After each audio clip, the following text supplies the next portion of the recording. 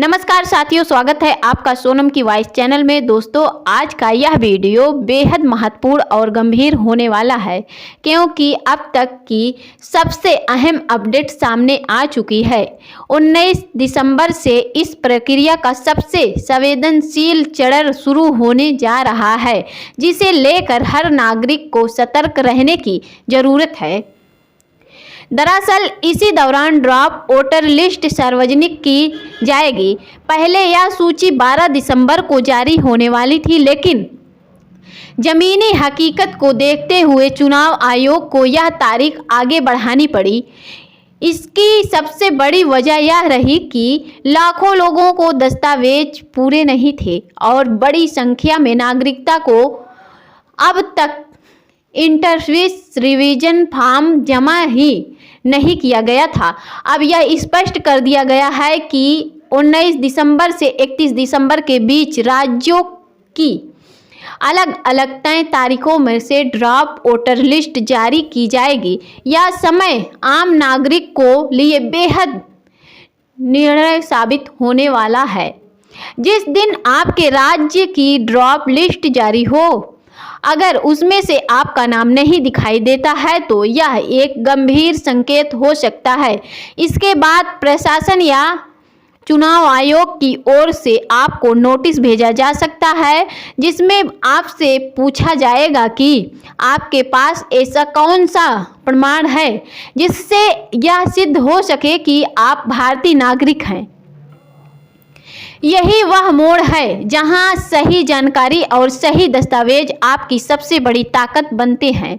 अगर आपने अब तक अपने कागजात ठीक से तैयार नहीं किए हैं तो 19 से 31 दिसंबर के बीच का समय आपके लिए आखिरी मौका जैसा हो सकता है। इसीलिए इसी पूरी प्रक्रिया को गंभीरता से समझना बेहद जरूरी है।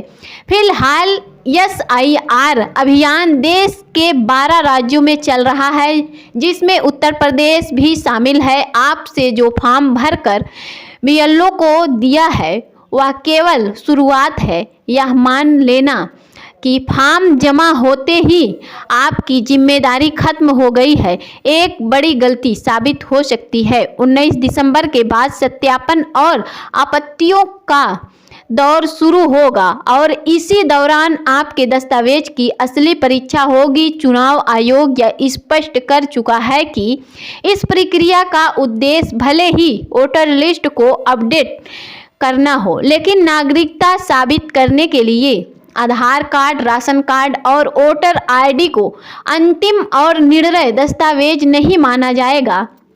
आधार कार्ड को अदालत के लेकर केवल पहचान पत्र माना है, न कि नागरिकता का प्रमाण। राशन कार्ड को नागरिकता का सबूत इसीलिए नहीं माना जा रहा है क्योंकि बीते वर्षों में इससे जुड़े बड़े पैमाने पर फर्जीवाड़े सामने आ गए हैं। वही वोटर ID खुद चुनाव आयोग द्वारा जारी की जाती है, इसके बावजूद इसे भी नागरिकता का अंतिम प्रमाण नहीं माना जा रहा है, क्योंकि पुराने दस्तावेज के आधार पर बने हुए रिकॉर्ड्स का दोबारा सत्यापन जरूरी समझा जा सकता है और समझा जा रहा है। अब तक सवाल उठता है कि फिर नागरिकता साबित करने के लिए सबसे मजबूत दस्तावेज कौन से हैं।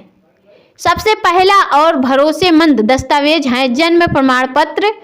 बरसाते व जन्म एवं मृत्यु पंजीकरण अधिनियम 1969 के तहत जारी किया गया हो। दूसरा मजबूत दस्तावेज है कि भारतीय पासपोर्ट, जिसे भारतीय नागरिकता को निर्वाधित प्रमाण माना जाता है। तीसरा महत्वपूर्ण दस्तावेज है नागरिकता प्रमाण पत्र, जो नागरिकता अधिनियम 1955 के तहत जारी किया जाता है। लेकिन सच्चाई यह है कि देश की बहुत बड़ी आबादी के पास ना तो जन्म प्रमाण पत्र है, ना तो पासपोर्ट है और ना ही नागरिकता प्रमाण पत्र है। खासकर ग्रामीण इलाकों में पहले बच्चों का जन्म घर पर ही होता था और उस समय जन्म पंजीकरण को लेकर जागरूकता नहीं थी। इसी वजह से आज लाखों लोग असमंजस की स्थिति में हैं। इसीलिए इस स्थिति को ध्यान में रखते हुए सुप्रीम कोर्ट ने यह स्पष्ट किया है कि जिन लोगों के पास मुख्य दस्तावेज उपलब्ध नहीं है वो कुछ सहायक दस्तावेज प्रस्तुत कर सकते हैं।